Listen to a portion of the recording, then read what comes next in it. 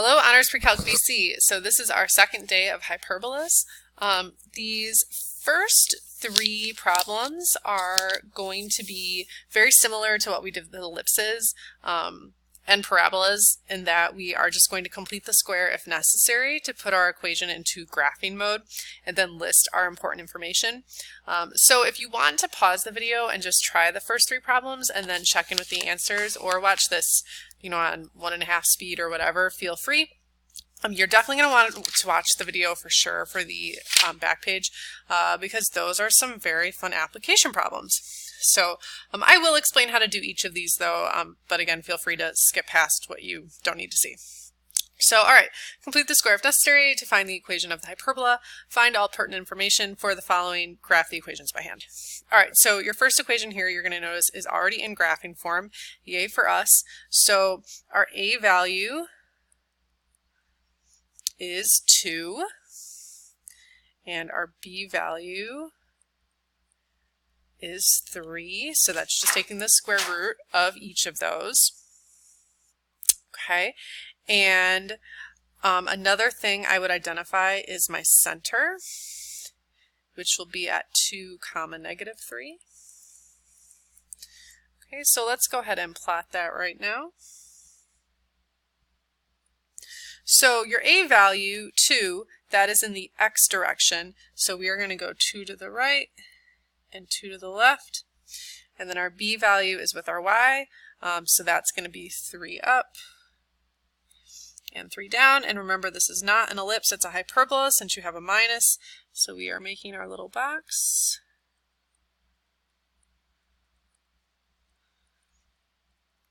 And then we are drawing in our asymptotes.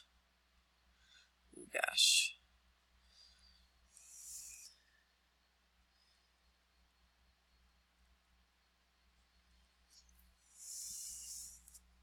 Okay, and then the way that we draw the hyperbola is based on the direction of which variable is positive. So the x's are positive here, x's are in front. So we are starting here. Make sure your hyperbola follows the asymptotes. All right, so now we can list our vertices are these guys. So that's 0, -3. And what is that, 4, -3? And then we also have our non-vertices. And these are these guys right here on our box, so that's 2, 0. And 2, -6. We also have our foci, which I suppose I should find. If you remember, our foci equation is c² equals a² plus b². So not minus like with ellipses. And remember, a² and b² are just right here. So 4 + 9. So c² equals 13, and c is √13. So √13 is about a 3-point something, and you are going from your center into the hyperbola. So not from the vertex, from the center. 1, 2, 3, point something. 1, 2, 3, point something. Okay, so our foci are going to be at, we are moving our x coordinate. So originally we were at 2, and we added and subtracted √13. And our y coordinate stayed the same at -3. All right, so there are the foci. So we just have asymptotes left, c-axis and t-axis. So my asymptotes, remember, you're basically writing the equation of the line. It's going to go through your center, and then it will have this slope right here, which is just your change in y over change in x. And we'll do this in point slope form. So center is 2, -3, y + 3 equals, make sure you have a plus or minus for your slope, and we went up 3 over 2, and then x - 2.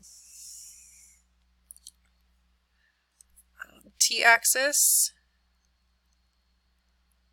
goes through the hyperbola. That is horizontal. It'll be y equals -3.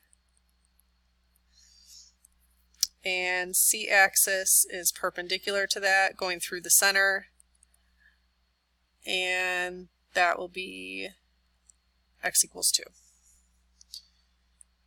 All right, and there you go. That's your pertinent information along with your graph. Ta-da! Okay. Next one.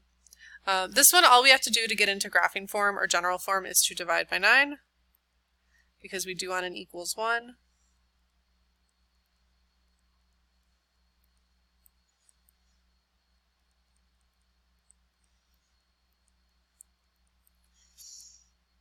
So here's my graphing form. So my a value is 3. Notice that this time it's in the y direction. My b value is 1. My center, watch your order again, just like we talked about when we were dealing with parabolas, will be 3, negative 4.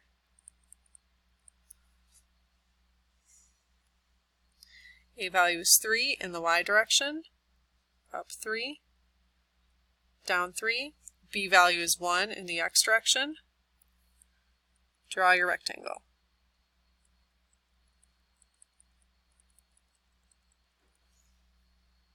And draw your asymptotes.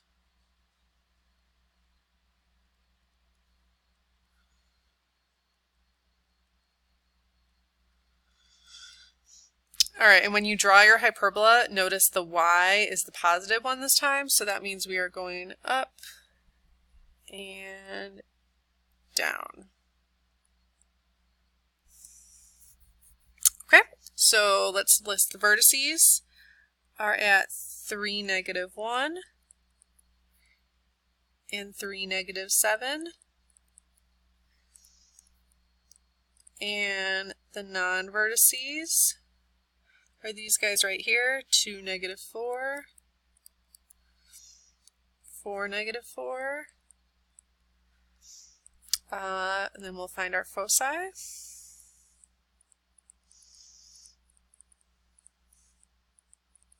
So that's 9 plus 1 is 10.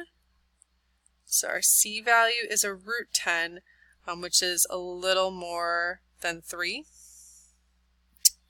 And again, you're starting at the center, not at the vertex. Center, and then into the hyperbola. 1, 2, 3, and a little more. 1, 2, 3, and a little more.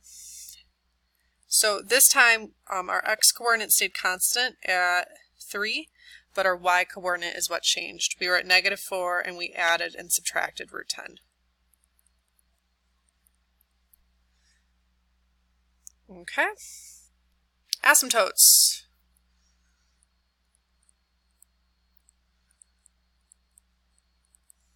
So again, it's just the equation of your asymptotes. That's why we do a plus and minus for the slope to represent both of them. So we're going through the center. So we'll start with a y plus 4 using your point slope form. And we went up 3 and over 1. So plus or minus 3 or 3 over 1. And then we have x minus 3. Again, using the center. And t-axis always goes through the hyperbola. So this one is vertical and x equals 3. And our c-axis is perpendicular through the center, so that one will be y equals negative 4. And your t-axis and c-axis will both go through the center, and that's why they always match up with your center ordered pair coordinates. All right, cool. Last one of these before we get to our application. So this one clearly has not completed the square yet, so we are going to need to do that. First thing I would do is organize your x's and y's together. So x squared plus 8x minus 3y squared minus 6y. Move your number to the other side.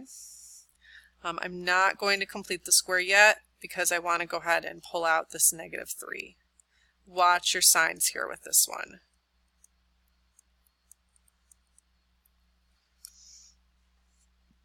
Okay, so now x squared plus 8x, complete the square, plus 16. Y squared plus 2y, complete the square, plus 1. We added 16, so we need to do so to both sides. But be careful, you are not adding 1. What you actually did was subtract 3. So we need to also subtract 3 on the other side. Now we can factor.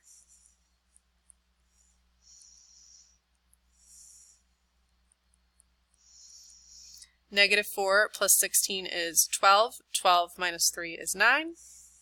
So now this is pretty much right where we were when we started with number 2. So we will go ahead now and divide everything by 9.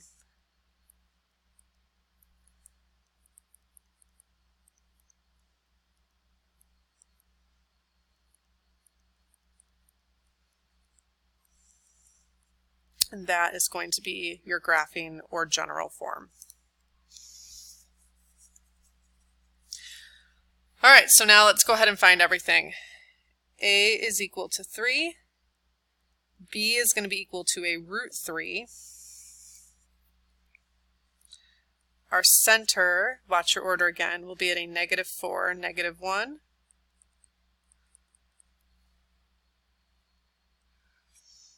All right, so 3 to the left and right. Root 3 is a little less than 2, right? Because square root of 4 is 2, so square root of 3 is like almost 2.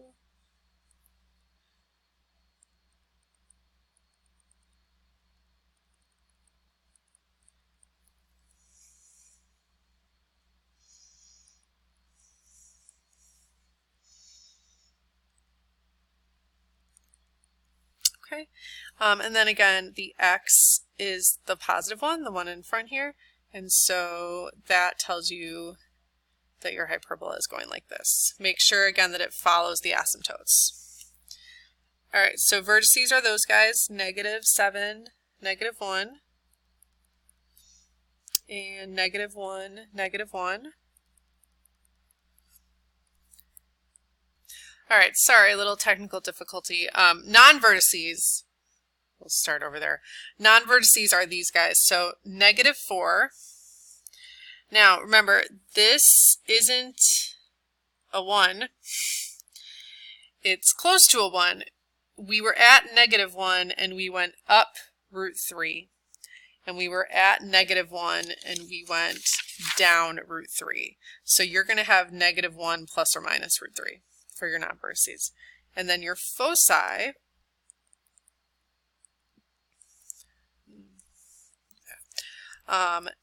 is c squared equals a squared plus b squared. So we have a root 12 or 2 root 3, which is more than 3 but less than 4. So we'll put it between there somewhere. From the center into the hyperbola. 1, 2, 3-ish. 1, 2, 3-ish. So our x coordinate is the one that changed. So we were at negative 4, and we added and subtracted 2 root 3, or root 12. Your y coordinate is still down at negative 1. Asymptotes.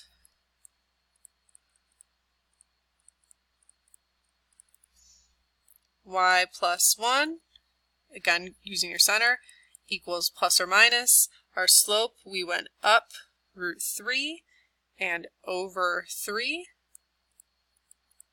Okay, you can see that here as well. And then x plus 4. And last but not least, t-axis and c-axis. T-axis again goes through the hyperbola. This is horizontal, so it'll be a y equals negative 1. Again, it's always going to match with your center because it goes through that. And then we have the c-axis also going through the center. And the other way, vertical line, so that'll be x equals negative 4. Ta-da! Okay, so now we're going to move to the back. Sound has a constant speed of 1100 feet per second. This is very important in this problem. It is not something that you were expected to know, but it is relevant for this problem. So what we need to know is that sound has a constant speed of 1100 feet per second. Each second, sound travels 1100 feet. That's what that means. Okay, or sound is able to travel 1100 feet in every second. Knowing this, we can use hyperbola equations to model application problems dealing with the travel of sound. So actually sonic booms, we can see sonic booms take on the shape of a hyperbola. So that's something interesting that you may now take with you. We're going to talk about lightning strike and thunders. So another important piece of information you need to know is that what makes a hyperbola is that the difference in the distances from a point to both foci is always constant, and it is always the value of 2a. Okay, so again, a distance from any point on the hyperbola to both foci, the difference in the distances from any point on the hyperbola to both foci is always 2a. Here's just a little reason for that. Okay, so here's the point I'm choosing that's on the hyperbola. We draw a line to the first focus, that's the yellow. We draw a line from that point to the second focus, that's the blue. So I'm just calling this portion here from the vertex to the focus D, and we know those are going to be the same because hyperbolas, we have symmetry here. And then from the center to the hyperbola is A, because that's what we call our A value. It's from the center to the actual hyperbola. So we want the difference in the distances. So the blue distance is 2a plus d minus the yellow distance is d, and when you subtract that, oh my gosh, you get 2a, hooray! Okay, that'll happen every time. So that's your little proof. Now we have this. Supposing two people stand 1 mile apart, both see, or suppose two people standing 1 mile apart, both see a flash of lightning. So I don't know if you can see this, but your lightning's up there. After a period of time, the person standing at point A hears the thunder. 1 second later, the person standing at point B hears the thunder. Okay? If the person at B is due west of the person at A, and the lightning strike is known to occur due north of the person standing at point A, where did the lightning strike? All right, so this, I don't want you to look at it as up and down, okay? This is north, all right? The lightning is north of the person at A. The person B is to the west of person A. So basically, what we have happening here is you have two people, person A and B, are a mile apart. They see this lightning flash. Okay, so you pretend you're at your house, your friend is at their house. You both see the same lightning flash. 1 second later, or after a period of time, this person, person A, hears the thunder. A second after that, person B hears the thunder, because we know that light travels faster than sound. Okay, and we know that sound travels 1100 feet for 1 second. Okay, cool. All right, so now how can we use this information?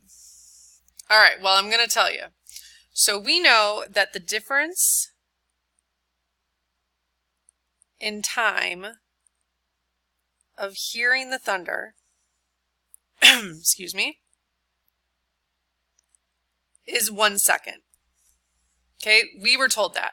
1 second passes from person A hearing the thunder to person B. So in 1 second, we should be able to figure out how far that sound has traveled. And the reason we know that is because this is a constant value. Sound travels 1100 feet for every 1 second. So if 1 second has passed, that sound must have traveled 1100 feet. Okay, so basically the difference in distances, okay, was 1,100 feet. 1,100 feet. All right, now here's where this gets a little crazy. What that means is this is the distance from the lightning to person A. This is the distance from the lightning to person B. What that means is that the difference in those two distances, okay, or when we subtract them, we're going to get 1,100 feet. That's what this really means. Okay, that's because 1 second has passed, and so it must have traveled, sound must have traveled a difference of 1,100 feet. But this is equal to another value we know, because look at this actual diagram. Your lightning here is a point on our hyperbola, and this is just how sound travels. Your people here, which probably should have been mentioned, but these people, you can probably guess, where do you think they're at? They're at the foci. Okay, so we're going to use this other piece of information. The difference in distances from a point to both foci on a hyperbola is always constant, and it's always 2a. Okay, I showed you that here. We used this point because it's the easiest to prove, but it can be any point on the hyperbola, okay, and that will always be true.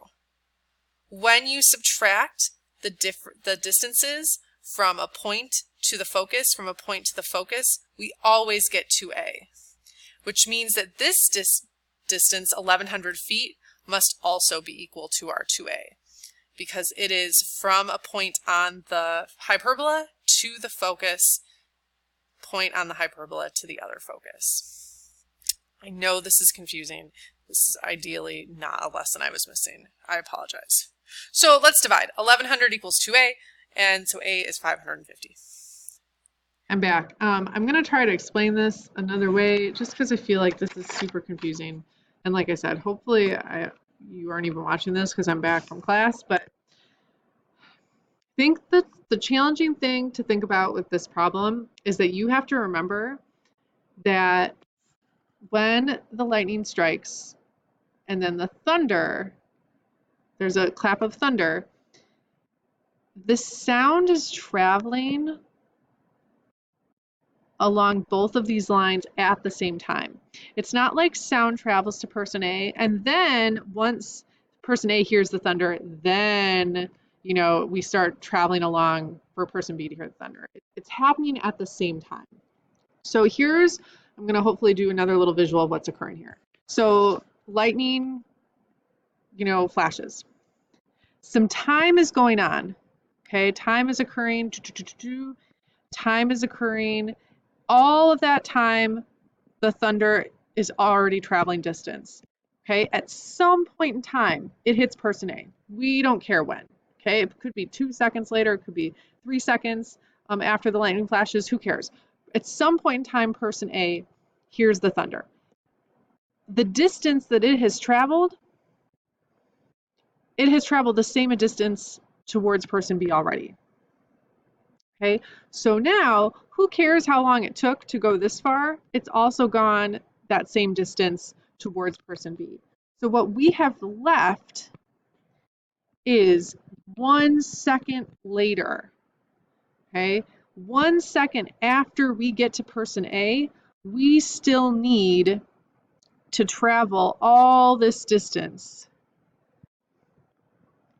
for person B to hear the thunder as well.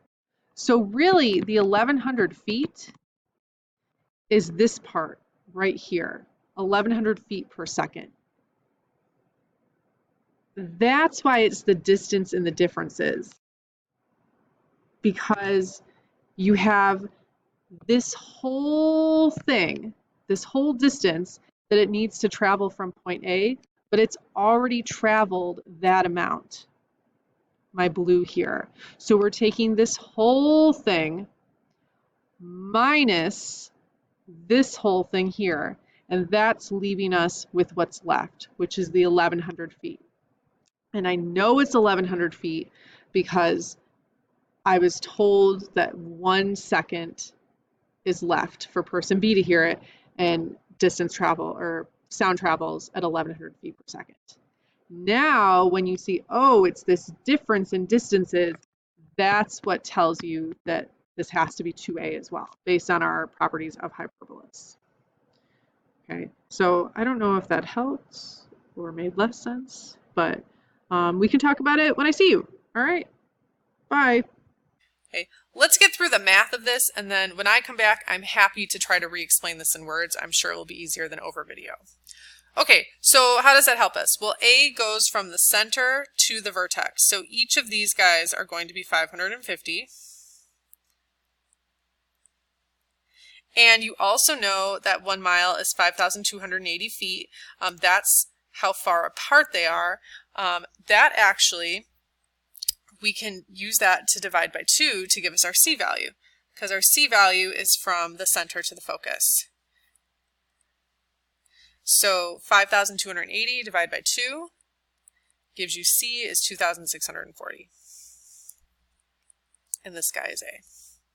And now we can use A and C in order to find B.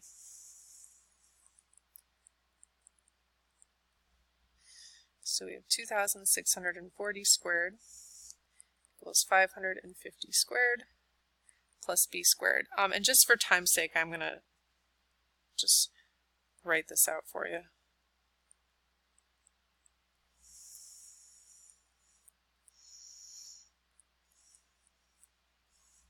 Okay. So now we can write an equation. X squared minus y squared is 1. My x, underneath my x is my A value squared, 550 squared. I'm just going to leave it as 550 squared because that's a big number. Underneath my y is going to be my B value that I just found, squared. So that's that 6,667,100. And here's this equation that I have. All right, so we found an equation, but they didn't actually want an equation. We want to know, where did the lightning strike? Where is this? Well, we have an x comma y, and you should actually know what your x is, because it's just due north, so your x coordinate will be the same. But we do not know our y coordinate. So we are just going to take our x and plug it in.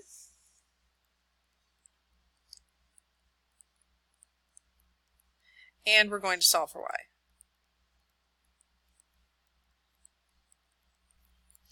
And I'm going to do this all with my calculator. I'm going to take 1 and I'm going to subtract this whole lovely fraction right here. It's beautiful.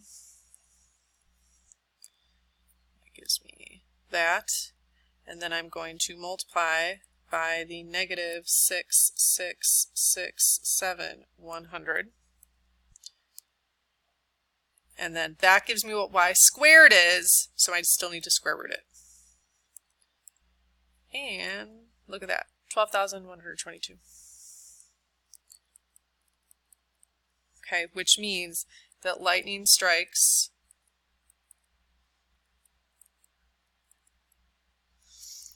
(12,122) feet due north of person A. All right, interpreting how to do this problem is the hardest part. The actual math is not very difficult. Here's the good news. For your assessments, I care much more about application with parabola and ellipse. Parabola and ellipses. Parabolas and ellipses. I don't want you to stress out about hyperbolas. Okay? In terms of application. All right, we're going to do one more. Imagine the same scenario, but this time the person at point B hears the thunder 2 seconds after the person at point A. I'm just going to draw a quick picture here.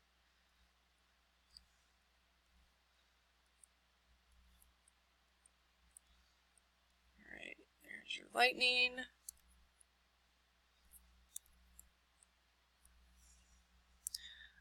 They are still a mile apart. So this is still 2640, right? Yeah. So this is still going to be 2640 comma some value. And this is your C value again. Again, that came from the 5,280 divided by 2 because they're a mile apart. The only difference is that this time it takes 2 seconds. So the difference between when this person hears the thunder versus this person is 2 seconds. So 2 seconds have passed, okay? In 2 seconds, how many feet must the thunder have traveled? Because remember, sound travels at a constant, 1,100 feet per second. So if 2 seconds have passed, that means it has traveled a distance of 2,200 feet. That 2,200 feet is representing the difference in these distances. Okay? Because this is how far it had to travel to get to person A. This is how far it had to travel from distance B. This is representing the distance from a point on the hyperbola to a focus and the same point on the hyperbola to another focus. And that is always represented by a distance of 2a. So the only difference between this problem and our other problem is that a is now, when we divide, 1,100.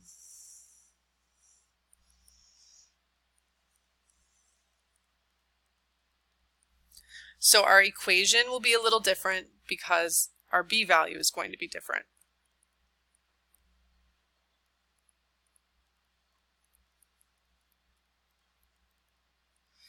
Okay, and just again, because this has been going on forever, I'm just going to tell you what b squared is.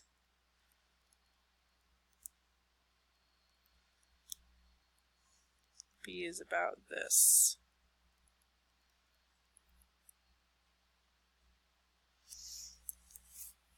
Okay, so when we write our equation, we've got x squared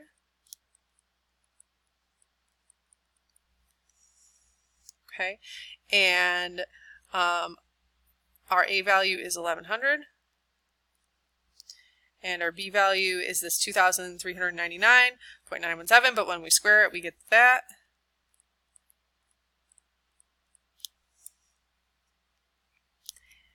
But we want where the lightning is, and so again, you're just going to plug that 2640 in.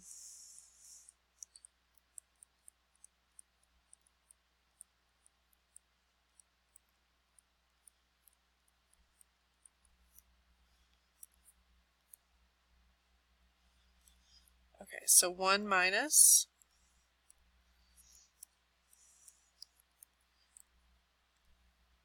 this whole lovely thing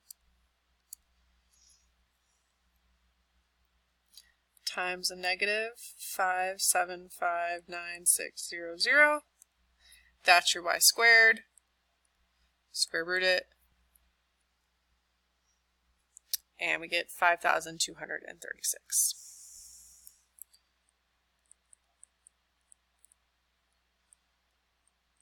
Feet north of person A. Ta-da! Okay, well, I hope that was exciting. Hopefully I am back at this point. If not, I will be back tomorrow. So I hope you have a great day. Start your homework. Bye!